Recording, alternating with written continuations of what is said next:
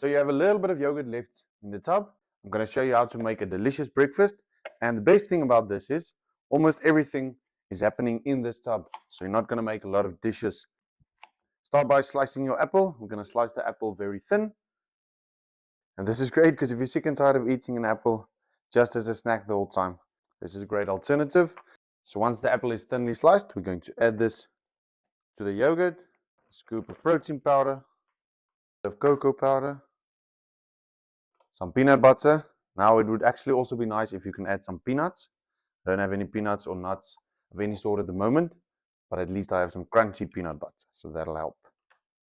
And then just a little bit of honey as well. Not too much because the apple's already sweet on their own.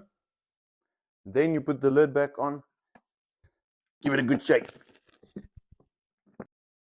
How's that for breakfast? Almost no dishes, super healthy, super delicious.